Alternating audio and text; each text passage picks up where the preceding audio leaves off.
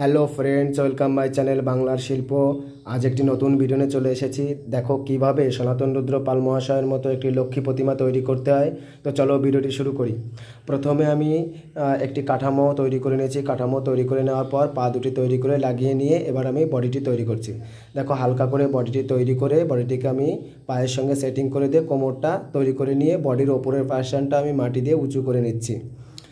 দেখো ওপরের পার্শনটা নিচের দিকে যতটা আসবে ততটা কিন্তু বডির নিচের দিকে যতটা আসবে ততটা কিন্তু চিকন হবে এবং ওপর দিকে যতটা যাবে ততটা মোটা হবে। কিন্তু দেখো আমি ওপরের বডির অংশটি মোটা করে নিয়েছি এবং নিচের অংশটি চিকন করে নিয়েছি। দেখো এই পাশটা ডান পাশটাতেও আমি একটু মাটি দিয়ে উঁচু করে দুপাশটা সমান করে নিয়ে হাত দিয়ে সুন্দর করে ফিনিশিং করে দিলাম। এবার আমি কোমরটা তৈরি করছি, পেটটা তৈরি করছি। দেখো পেটের ওইখানে একটি মাটির পিণ্ড দিয়ে এবার আমি মাটিটিকে প্লেন করে প্রত্যেকটা জায়গায় সমান করে লাগিয়ে দিচ্ছি। দেখো পেটটা তৈরি করছি কেমনভাবে, এবং প্রত্যেকটা কাজের পরে কিন্তু জল দিয়ে আমি হালকা করে একটু প্লেন করে নিচ্ছি। এবার আমি দু পায়ের মাঝখানে যে পার্টটা সেটাকে তৈরি করছি, ওইখানটা কিন্তু উঁচু হবে এবং সেখান থেকে মাটি দিয়ে কোমরের নিচ দিয়ে দু পায়ের মাঝে যে পোরশনটা সেই জায়গাটা আমি তৈরি করে নিচ্ছি। দেখো কেমনভাবে তৈরি করছি।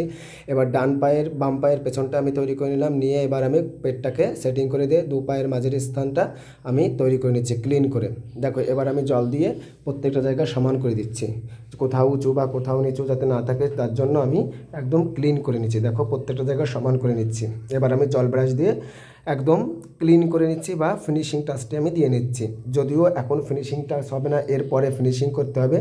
এই দেখো আমি জল ব্রাশ করে নিয়ে জল দিয়ে এবার আমি মায়ের বুকটি তৈরি করছি। দেখো দুটি বুক তৈরি করতে হবে, তো খেয়াল রাখতে হবে বুক তৈরি করার সময় যে দুটি বুকই যেন সমান হয়, একটি ছোট বা একটি বড় যেন না হয়। কোনটি ছোট বা কোনটি বড় হলে সেটি দেখতে ভালো লাগে না বা সেটি মানানসই হয় না, যার জন্য দুটি বুকেকেই সমান রাখতে হবে। এবার আমি হাত তৈরি করছি। দেখো বা হাতটি মায়ের বুকের সামনে থাকবে, এই হাতটিতে মায়ের যে সিঁদুর কৌটা বা গাছ কৌটা সেটি ধরবেন।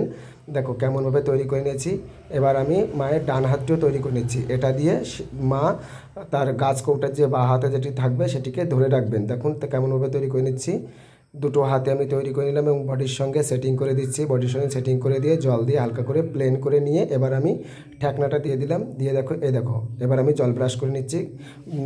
বা হাতের তালুতে থাকবে মায়ের গাছ কৌটা এবং ডান হাত দিয়ে মা গাছ কৌটাটি ধরে রাখবেন। এবার আমি মাথাটি লাগাবো। দেখো গলাটি তৈরি করছি। প্রথমে গলার নিচের পাশটা কিন্তু চিকন থাকবে, গলার নিচের পাশটা মোটা থাকবে এবং ওপর দিকটা মোটা থাকবে, চিকন হবে। দেখো মায়ের মুখটি লাগিয়ে নিয়ে এবার আমি মাথাটি তৈরি করছি। দেখো আগে থেকে আমি মুখটি তুলে রেখেছিলাম, এবার আমি মাথাটি তৈরি করে নিয়ে জল দিয়ে ক্লিন করে নিয়ে এবার আমি কান তৈরি করছি। দেখো কানটা নিচের দিকটা কিন্তু হালকা হবে, কানের লতিটা, এবং ওপর দিকটা একটু ফোলা হবে।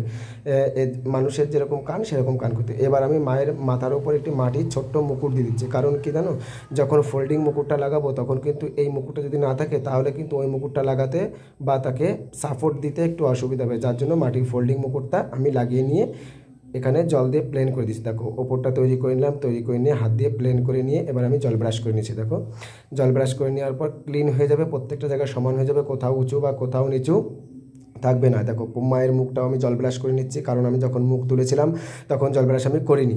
জল ব্রাশ করে নেওয়ার পর প্রত্যেকটা জায়গায় ক্লিন শেপে চলে এলো। এবার আমি মায়ের আঙুল লাগাবো। দেখো কেমন করে আঙুল লাগে, আঙুলটা আমি তৈরি করে রেখেছিলাম। তো মাঝের দুটি আঙুল আমি আগে লাগিয়ে নিচ্ছি এবং নিচের আঙুলটা এবং ওপরের আঙুলটি একটু পরে লাগবে। এবার আমি ওপরের আঙুলটি লাগাচ্ছি। দেখো কেমনভাবে লাগাচ্ছি তোমরা খেয়াল করবে। তো অনেকে আমার কাছে বলেছিল আঙুলের ভিডিও তৈরি করে দিতে, তো আমার ডেসক্রিপশান বক্সে দেখবে আমার আঙুলের তৈরি ভিডিওর লিঙ্ক দেওয়া আছে, তোমরা সেখান থেকে দেখে নিও। এবার আমি আঙুলটি নিচের আঙুলটি লাগিয়ে নিচ্ছি। দেখো এই হাতটিতে মা গাছ কৌটা ধরে রাখবেন, আর নিচের যে হাতটি সেখানে গাছ কৌটা, সেটার হাতের তালুর ওপর গাছ কৌটাটি থাকবে। দেখো কেমনভাবে তৈরি করছি। এবার আমি আঙুলটি লাগিয়ে নিয়ে আঙুলের ওপরের যে অংশটা, হাতের ওপরের যে অংশটা, সেই অংশটাতে মাটি দিয়ে আমি ক্লিন করে নেব। দেখো একদম উঁচু, একটু হালকা উঁচু হবে এবং হালকা একটু নিচু হবে। ওপর দিক থেকে নিচু হতে হতে নিচের দিকে আসবে, কারণ ওপর দিকটা একটু উঁচু থাকবে এবং নিচের দিকটা একটু কম নিচু থাকবে। এবার আমি মায়ের যে বুড়ো আঙুলটি সেটি লাগাবো বা সেখান থেকে মাটি দিয়ে একটু জায়গা শেপ করে নিচ্ছি। শেপ করে নিয়ে মায়ের বুড়ো আঙুলটা সেখানে আমি লাগিয়ে দেবো।